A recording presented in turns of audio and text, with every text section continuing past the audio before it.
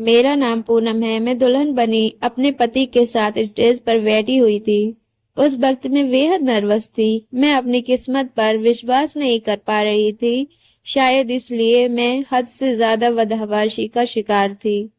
दुल्हन बनी स्टेज पर बैठी हुई, मुझे लग रहा था कि सामने बैठे बाराती मुझे देखकर शायद मेरी किस्मत पर जलन कर रहे हैं। देखो इस मोटी की किस्मत कैसी जागी है। एक खूबसूरत हैंडसम नौजवान जो कि बहुत अमीर है, उसका नसीब बन चुका है। मुझे लग रहा था कि सामने बैठे सब लोग सिर्फ मेरे ही बारे में बातें कर रहे हैं, या तो मेरे पति को देखकर उसकी किस्मत पर अफसोस कर रहे हैं, यह कैसा हैंडसम नौजवान है और उसे इस मोटी लड़की में आखिर नजर ही क्या आ गया था, या फिर मेरी किस्मत पर हैरान हो रहे थे कि इतना खूबसूरत पति इस मोटी को कैसे मिल गया। ये सवाल तो मैंने भी खुद से उस समय किया था जब मेरा रिश्ता राजेश से हुआ था। काफी देर तक शीशे के सामने खड़ी मैं अपने पूरे शरीर को देखती रही, जो बिल्कुल बेढंगा सा था। मैं इतनी खूबसूरत भी नहीं थी कि कोई मेरे हुस्न पर फिदा होता। मैं एक आम शकल सूरत की लड़की थी और उस पर मेरा ये मोटापा और भद्दापन मुझे इस कदर बदसूरत कर चुका था कि कोई भी आंख भर के मुझे देखता तक नहीं था। मेरे लिए तो कोई ठीक ठाक घर का रिश्ता भी आ जाता तो मेरी माँ खुशी खुशी मुझे विदा कर देती। उस समय शायद मैं इतनी परेशान न होती, ना ही इतनी बदहवास होती जितनी कि मैं राजेश से शादी होने पर हो रही थी, क्योंकि मैं जानती थी कि मेरे लिए किसी भी शहजादे का रिश्ता तो नहीं आएगा। लेकिन जब मेरे लिए राजेश का रिश्ता आया तब मेरे होश उड़ गए थे। राजेश अपनी माँ के साथ मुझे खुद देखने आया था। मुझे लगा था कि ये भी बाकी लोगों की तरह उठकर चले जाएंगे, जैसे कि अब तक मेरे आने वाले रिश्ते मुझे देखकर उठकर चले जाते थे। लेकिन इस बार ऐसा नहीं हुआ था। वो लोग मुझे पसंद कर गए थे। सुनने में आया था कि मैं राजेश को बेहद पसंद आई हूँ। मुझे लगा शायद मेरे कानों में कुछ गलत सुना है। मेरी छोटी बहन मुझे ये बता रही थी और खुशी से उसने मेरे मुंह पर मिठाई का टुकड़ा भी डाल दिया था। उसने कहा, दीदी राजेश ने आपको पसंद कर लिया है, वो देखते ही आपको फिदा हो गया। ये कहकर उसने खुशी से मुझे गले लगा लिया और मैं हक्का बक्का उसे देख रही थी। ये कैसे मुमकिन था? वो तो एक बहुत ही हैंडसम नौजवान था, ऊपर से दौलतमंद भी था। ना तो वो गरीब था, ना उसमें कोई ऐसी कमी थी कि वो मुझ जैसी लड़की को पसंद करता। ना ही मैं कोई बहुत ज्यादा दौलतमंद थी कि वो लालच में आकर ये सब करता। इस रिश्ते को लेकर मेरे अंदर कई सवाल उठ रहे थे। क्यों? मुझ में पसंद करने लायक कुछ नहीं था। मैं खड़ी हुई और आईने के सामने जाकर खुद को गौर से देखने लगी। अपने हाथों से अपने चेहरे के हर नक्शे को छूने लगी। आम से नैन नक्श, आंखें भी छोटी छोटी। मेरे चेहरे पर ऐसा कुछ भी नहीं था जिस पर राजेश का दिल आता। फिर मैंने अपने शरीर को देखा, जो कि मोटापा की वजह से इधर उधर से फैला हुआ था और बेढंगा सा हो गया था। रंगत भी कोई जरूरत से ज्यादा सफेद नहीं थी। राजेश की जगह कोई भी मामूली शक्ल सूरत की गरीब लड़का भी मुझे पसंद करता तो शायद मुझे इतनी हैरत न होती। खैर, मेरी शादी भी जल्दी हो गई। अपनी शादी वाले दिन मैं बेहद नर्वस हो रही थी, बदहवास थी। न जाने क्यों मुझे ये सब अपनी खुशनसीबी नहीं लग रही थी। ऐसा लग रहा था कि जैसे बात कुछ और है। जरूर अंदर ही अंदर कुछ न कुछ खिचड़ी पक रही थी जिसकी मुझे खबर नहीं थी, क्योंकि मैंने राजेश के चेहरे पर एक पल के लिए भी मुस्कुराहट नहीं देखी थी। खुशी का ऐसा कोई रंग नहीं देखा था जो कि दूल्हे के चेहरे पर होता है। जैसे जैसे समय गुजर रहा था मेरा दिल डर के मारे कांप रहा था। हो सकता है कि राजेश के घर वालों ने जबरदस्ती मुझसे शादी तय की हो। पता नहीं वो मेरे साथ क्या सुलूक करेगा। शायद शब्दों से मुझे बेइज्जत करेगा, मुझे मेरी कामियां दिखाएगा। लेकिन जो कुछ राजेश ने मेरे साथ किया, मेरे वहम और गुमान में भी नहीं था कि एक मर्द का ये भी रूप हो सकता है। शादी का फंक्शन खत्म हुआ था और मैं विदा होकर बड़ी सी गाड़ी में बैठकर राजेश के बंगले में आ गई थी। बहुत ही बड़ा और खूबसूरत कमरा था जहां मुझे लाकर बिठाया गया था। वैसे तो मेरी सास और ननद सभी मुझसे चाहत से देख रहे थे।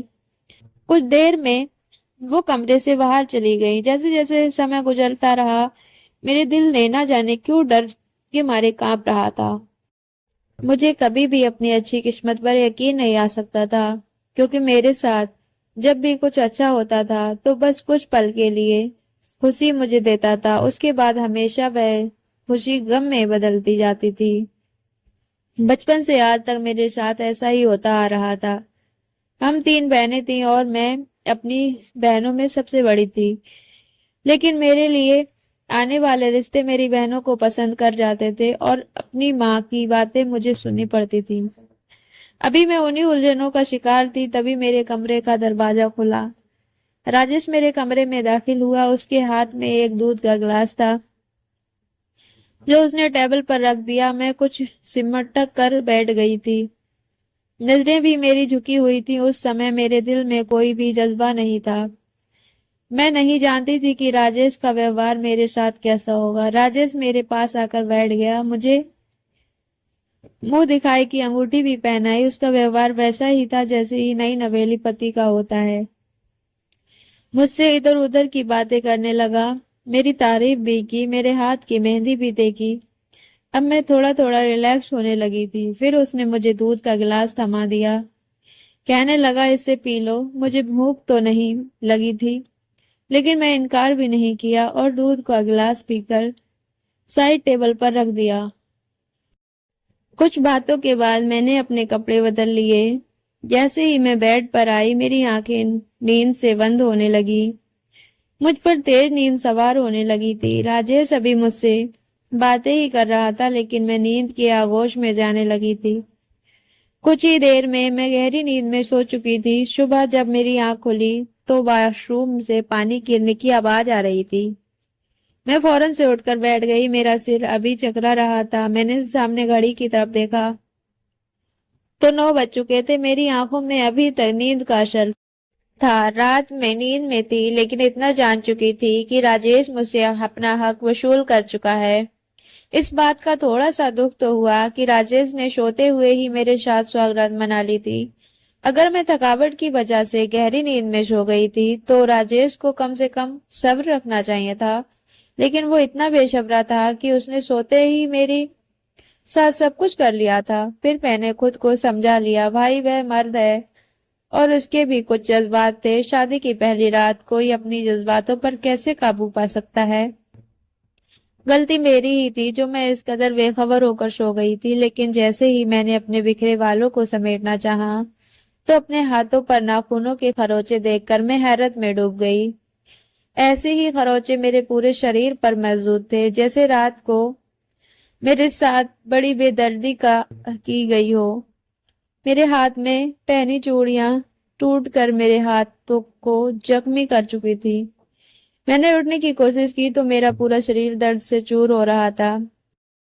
समझ नहीं पा रही थी कि मेरे साथ शादी के नाम पर ये दरिंदगी क्यों की गई थी। मैं अभी इसी सोच में डूबी हुई थी कि तभी वॉशरूम का दरवाजा खुला। सामने राजेश तौलिया से अपने बाल सुखाते हुए बाहर आ गया था।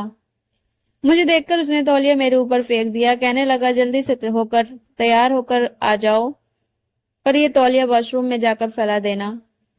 मुझे अपने काम करने की बिल्कुल भी आदत नहीं है, इसलिए मेरे काम आज से तुम ही संभालना शुरू कर दो। राजेश की बात करने का अंदाज बहुत ही रूखा सा था। राजेश के बदले तेवर देखकर मैं सहम कर रह गई थी। रात को उसका रवैया मेरे साथ बहुत अच्छा था। उसके बाद मैं ऐसी नींद में गई जैसे मुझे किसी ने नशा कर दिया हो और अब अपना ही शरीर मुझे जख्मी नजर आ रहा था। मैं बड़ी मुश्किल से उठकर वॉशरूम तक गई थी। तैयार होकर जब मैं नीचे उतरी तो मुझे अपना एक एक कदम चलना मुश्किल लग रहा था।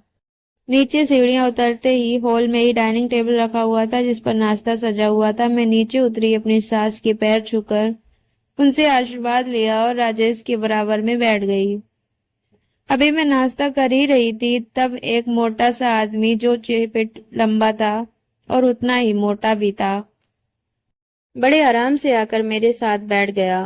उसे इस तरह अचानक अपने पास बराबर में बैठता देखकर मैं बौखलाकर रह गई थी।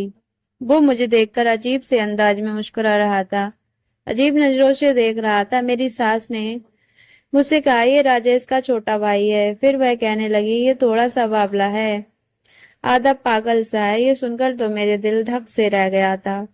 उसकी हरकतें भी कुछ ऐसी थीं, बार बार मुझे ही देख रहा था, अजीब अंदाज से हंस रहा था। फिर एक नौकर आया और उसके सामने 10 पराठे और पूरा बाउल भरकर सब्जी रख दी। उसने अपनी तरफ रखा और उसी में खाने लगा।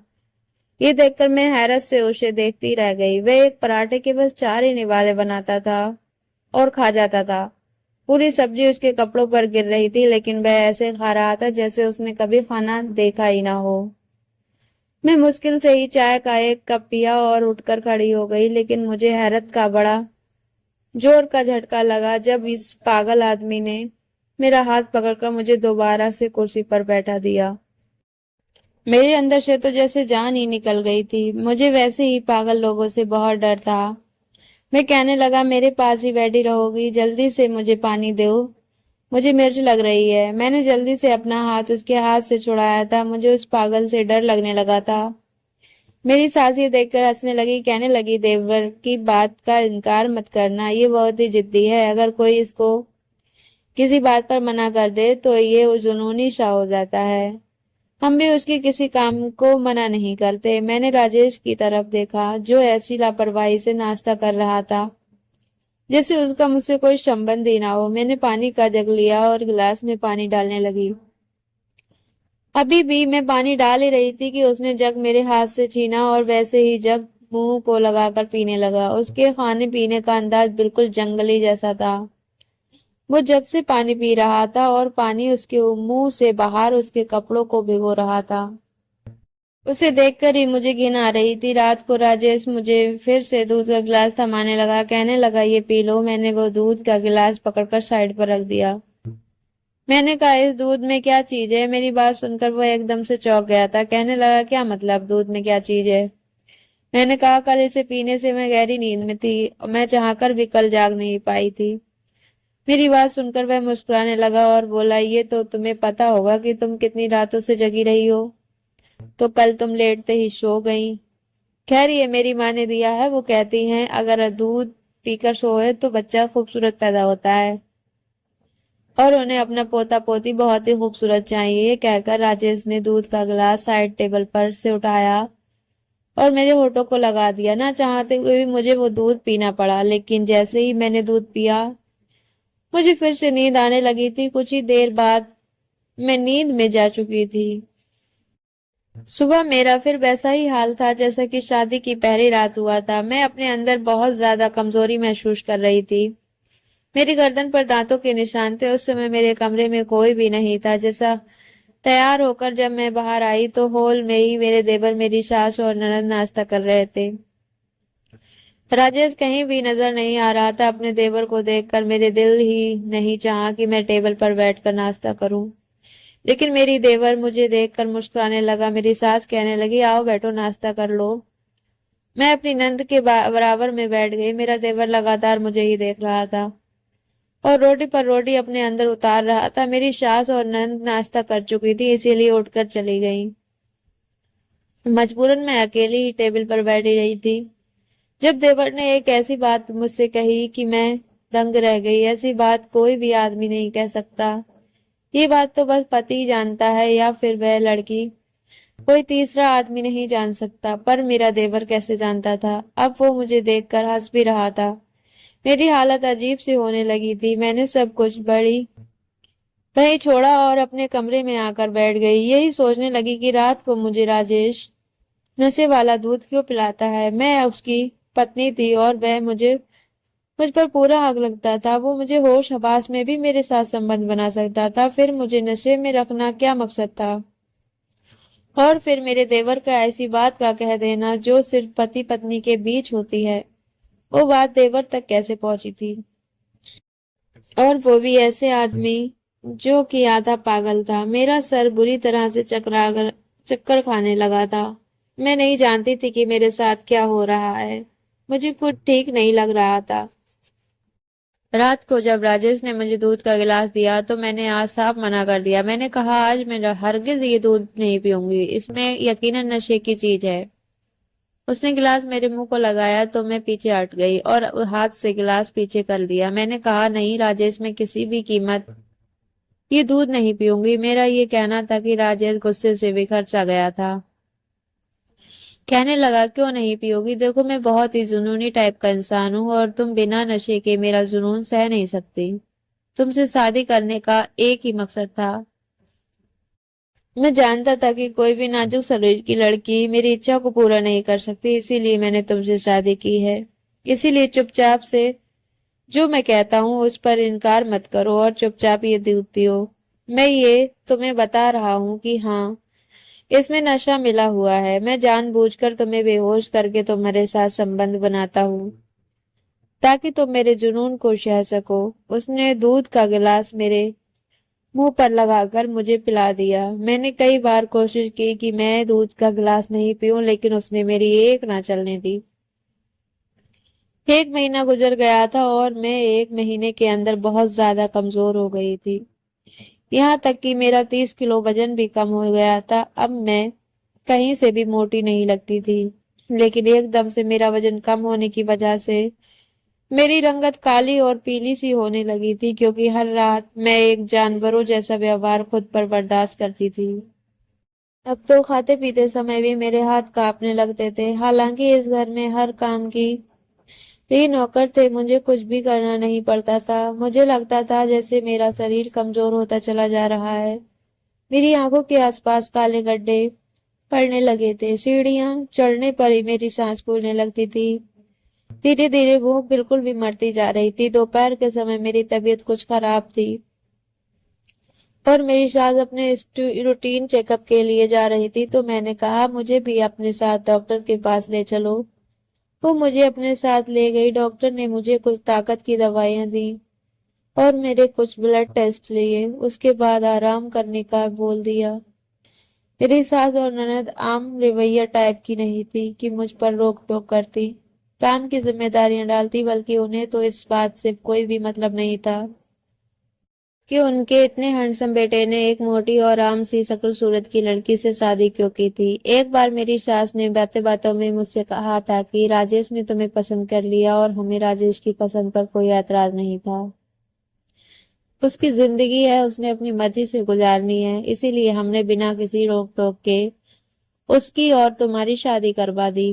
खैर, ये गुत्थी मेरे लिए अब तक उलझी हुई थी कि राजेश ने मुझसे शादी क्यों की थी। वापसी पर मेरी सास कहने लगी कि मुझे कुछ शॉपिंग करना है,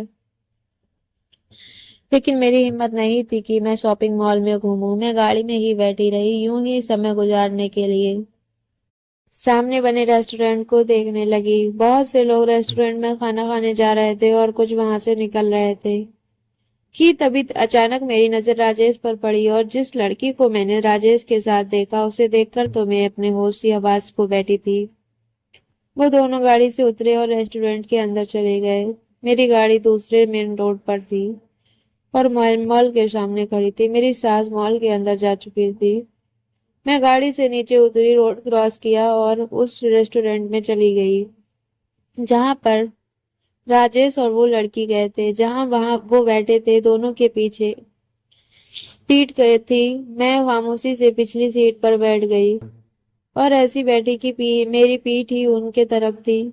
जो बातें मैंने उनके मुंह से सुनी, वह सुनकर मेरा दिमाग चकरा गया था। मुझे लगा कि शायद किसी ने मुझे गर्म खौलते तेल में फेंक दिया हो। अब मुझे मेरे हर सवाल का जवाब मिल गया था। राजेश ने मुझसे शादी क्यों की थी, क्या मकसद था उसका, ये मैं जान चुकी थी। ये सच मेरे लिए इस कदर तकलीफ देने वाला था कि मेरी आंखों से खुद ब खुद आंसू बह रहे थे। मैं खामोशी से उठकर रेस्टोरेंट से बाहर आ गई। रोड पर जहां मेरी सास की गाड़ी खड़ी थी, ड्राइवर और मेरी सास गाड़ी के पास खड़े दाएं बाएं मुझे ही ढूंढ रहे थे। मैंने रोड क्रॉस किया और गाड़ी में आकर बैठ गई। अब भी मेरे आंसू बह रहे थे। मैं घर वापस आ गई, किसी से भी कोई बात नहीं की और कमरे में आकर बैठ गई। रात को जब राजेश मेरे कमरे में आया, उसने मुझे दूध दिया तो मैंने उसके हाथ पकड़ लिया। फिर मैंने कहा, मैं अपनी कुछ मेडिसिन बाहर भूल आई हूँ, वो हॉल में ही होंगी, मुझे वो ला दो, मैं दूध के साथ खा लूंगी। इस एक महीने में मैं चुपचाप उसकी हर बात मान रही थी, इसीलिए अब उसे लगा कि शायद मैं वह दूध पी लूंगी। जैसे ही राजेश कमरे से बाहर गया। मैं बेड से खड़ी हुई और दूध खिड़की से बाहर गिरा दिया। मेरे कमरे की खिड़की बाहर गड्ढे में खुलती थी। पौधे के बीच मैंने वो दूध गिराया और अपने पास से एक मिल्क पैक निकालकर गिलास में डाल लिया। मुझे ये जानना था कि राजेश रात को मुझे नशे का दूध पिलाकर मेरे साथ क्या करता है। जब राजेश कमरे में आया तो मैंने उसे मुस्कुराकर देखा। उसने मेरी मेडिसिन मुझे दी और कहने लगा, तुम्हें क्या हुआ है जो तुम ये दवा खा रही हो? मैंने कहा, मैं आज डॉक्टर के पास गई थी। मुझे अपने अंदर बहुत वीकनेस फील हो रही थी, इसलिए डॉक्टर ने मुझे मेडिसिन दी है। उसने लापरवाही से कंधे उचका कर दिए और कहने लगा, ठीक है, खाओ मेडिसिन। मैंने अपनी मेडिसिन दूध के साथ ली और उसके बाद बेड पर लेट गई और ऐसा दिखावा करने लगी जैसे मैं नींद के नशे में जा चुकी हूँ। कुछ देर बाद राजेश कमरे से बाहर जा चुका था। मुझे वह बातें याद आने लगी जो रेस्टोरेंट में मैंने राजेश के और उस लड़की के मुंह सुनी थी। वो लड़की कोई और नहीं बल्कि मेरी छोटी बहन थी। अपनी छोटी बहन को ही मैंने गाड़ी से उतरकर रेस्टोरेंट में जाते हुए देखा था। मुझे अपनी आंखों पर विश्वास ही नहीं हो रहा था कि मेरी छोटी बहन राजेश के साथ। इसलिए मैं गाड़ी से उतरकर रेस्टोरेंट में चली गई थी और उनके बिल्कुल पीछे वाली टेबल पर पीठ करके बैठ गई थी। राजेश मेरी बहन से कह रहा था कि वो ये ड्रामा अब और ज्यादा नहीं कर सकता। मेरी बहन कहने लगी, देखो, जो काम तुम मेरी बहन के साथ कर रहे हो उस हिसाब से तो बस वो कुछ महीने जिंदा रह सकती हो, उससे ज्यादा नहीं। फिर हमारा रास्ता साफ हो जाएगा। वो कहने लगा, मुझे तुम्हारी मोटी और उस भारी भरकम बहन को देखकर घिन आती है। मुझे जैसे खूबसूरत हैंडसम नौजवान किस तरह ऐसी बदसूरत लड़की को बर्दाश्त करता है, ये मैं ही जानता हूँ। तुम खुद को देखो, तुम कितनी खूबसूरत हो, हसीन हो, और अपनी बहन को देखो जो तुम्हारे पैर के नाखून के बराबर भी नहीं है। बस मेरी मजबूरी ये है कि तुम्हें पाने के लिए मुझे उससे अपनाना पड़ा। ये मेरी तुमसे मोहब्बत की हद है। मेरी बहन मुस्कुराने लगी थी, कहने लगी, मैं जानती थी कि तुम मेरी माँ कभी भी हमारी बड़ी बहन से पहले मेरी शादी नहीं करेगी, क्योंकि उसे छोड़कर माँ दो बहनों की शादी कर चुकी है और अब माँ ने पक्का इरादा कर लिया था कि जब इस मोटी की शादी होगी तभी मेरी शादी होगी। और फिर तुम मुझसे उम्र में 10 साल बड़े भी थे। मेरी माँ तो साफ मना कर देती और फिर मैं जितनी खूबसूरत और हसीन हूँ, मेरे लिए रिश्तों की कोई कमी नहीं होती। इसीलिए मैंने सोचा, चलो, मेरी बहन वैसे तो किसी काम की नहीं, अगर वह मेरे काम यूं आ सकती है तो क्या नुकसान है। कुछ ही महीनों में वह मर जाएगी और फिर तुम अपना रिश्ता मेरे लिए भेज देना। माँ फिर इस रिश्ते को लिए मना नहीं करेगी, क्योंकि तुम उनके देखे वाले हो गए हो। और मैं भी जिद करके माँ को मना ही लूंगी। मैं अपनी बहन की बातें सुनकर हैरान थी। उसने मुझे अपनी शादी करने के लिए इस्तेमाल किया था। मैं बेड पर आंखें बंद करके लेटी हुई थी, ऐसा दिखावा कर रही थी जैसे मैं सो गई हूँ कि तभी कमरे का दरवाजा खुला। जो मेरे कमरे में दाखिल हुआ उसे देखकर मैं एकदम से उठकर बैठ गई थी। वो मेरा देवर था, 6 फीट लंबा चौड़ा आधा पागल इंसान। उसने कमरे का दरवाजा बंद किया और मुस्कुराते हुए मेरे पास आने लगा। मैं फौरन से खड़ी हो गई। मैंने कहा, तुम मेरे कमरे में क्या कर रहे थे? मेरे पूछने पर वह कहने लगा, रोज मेरा भाई मुझे ही तो तुम्हारे कमरे में भेजता है, कहता है जाओ ऐश करो। मैंने कहा, निकलो मेरे कमरे से बाहर। लेकिन वो बाहर जाने के बजाय मेरे पास आने लगा। क्यों बाहर जाऊं? मुझे तो मेरे भाई ने भेजा है और रोज मैं ही तुम्हारे पास आता हूँ, तो आज बाहर क्यों जाऊं? तुम्हारे साथ रहकर मुझे बहुत मजा आता है। मैं खुद ही कमरे से बाहर जाने लगी तो वह मेरे सामने खड़ा हो गया। कहने लगा, तुम कमरे से बाहर नहीं जा सकती। मैंने कहा, अगर तुम पीछे नहीं हटे तो मैं शोर मचा दूंगी। मेरा ये कहना था कि उसने मेरे मुंह पर हाथ रखा और मुझे धकेल कर बेड पर ले गया। मैं इस 1 महीने में इस कदर कमजोर हो चुकी थी कि अपने बचाव के लिए हाथ पैर भी नहीं चला सकी। रात भर उस इंसान ने मेरे साथ जो किया, मैं रोती रही, लेकिन उस इंसान के अंदर तो जैसे कोई जंगली जानवर था। सुबह होते ही वो मेरे कमरे से बाहर निकल गया था। मेरा दिल चाहा कि मैं खुद को खत्म कर लूं और मेरी बहन भी तो यही चाहती थी कि मैं मर जाऊं। अपने फायदे के लिए उसने मेरी जिंदगी नरक बना दी थी, मुझे बर्बाद कर दिया था। मैं यही सोच रही थी कि तभी मेरे मोबाइल पर बेल बजने लगी। जब मैंने फोन उठाया तो मेरे डॉक्टर का फोन था। कहने लगी, तुम्हारी रिपोर्ट्स आ चुकी है। तुम्हें स्लो पॉइजन दिया जा रहा है जो कि तुम्हारे शरीर में फैलने लगा है। अगर उसका इलाज नहीं करवाया तो तुम मर सकती हो। मर तो मैं गई थी। मेरी छोटी बहन, जिसे मैं मासूम सी गुड़िया समझती थी, उसने कितना भयानक खेल खेला था मेरे साथ। वो एक बार मुझसे कह देती कि मैं राजेश से शादी करनी है तो मैं खुद अपनी माँ की खुशामद कर कर उसकी शादी करवा देती। हम 4 बहनें थे। चारों बहनों में मैं बड़ी थी और मेरी दोनों बहनों की शादी हो चुकी थी। काजल सबसे छोटी थी और उसने ये कैसी भयानक चाल चली मेरे साथ। मुझे एक बार बता देती तो मैं उसकी भी शादी करवा देती। मेरे अंदर तो वैसे भी शादी करने का कोई अरमान नहीं था। मैं अपनी माँ के साथ अपनी जिंदगी काट लेती, लेकिन काजल ने जो किया उससे मेरा रिश्तों से भरोसा ही उठ गया था। मैंने अपना सामान पैक किया और खामोशी से एक एनजीओ में चली गई और लोगों की सेवा करना अपने जीने का मकसद बना लिया। मैं नहीं जानती थी कि मेरी बहन ने राजेश से शादी की या नहीं। लोग मेरे बारे में क्या सोचते होंगे, मगर मैं सोचती हूँ जो पाप और जिल्लत की जिंदगी मैं वहां गुजार रही थी वह अब और नहीं गुजार सकती थी। अगर मैं सच्चाई सबको बता भी देती तो कोई फायदा नहीं था। यहाँ पर सच सुनना कोई भी नहीं चाहता। वो मुझे अपनी जिंदगी से दूर करना चाहती थी, मेरी जान लेना चाहती थी। मैंने खुद ही उसका रास्ता साफ कर दिया, क्योंकि आज भी मेरे दिल में मेरी बहन के लिए मोहब्बत बाकी थी। मैंने उसे अपनी गोद में खिलाकर बड़ा किया था, लेकिन मुझे अपनी प्रार्थना पूरी होने के कम के असर नजर आते थे। क्योंकि जो इंसान दूसरों के साथ बुरा करता है, भगवान भी उसके साथ बुरा ही करता है। कैसे कह सकते हैं कि राजेश, जिसे आदमी अपनी औरत की इज्जत करना नहीं आता, इसने अपनी पत्नी को अपने भाई के हवाले कर दिया और उसके अंदर की गैरत नहीं जागी, वो काजल को खुश रख सकता है? जिंदगी भर उसका साथ निभा सकता है? नहीं, शायद ऐसा नहीं हो सकता। लेकिन मैं दुआ करती रहती हूँ कि राजेश उसका साथ दे और उसके साथ जिंदगी बिताए। तो दोस्तों, कहानी कैसी लगी कमेंट कर जरूर बताएं, अपने दोस्तों में शेयर करें, वीडियो को लाइक करें, कमेंट करें। चैनल पर नए हैं तो सब्सक्राइब करें। मिलते हैं नई वीडियो में, तब तक के लिए अपना ख्याल रखिए। Thanks for watching.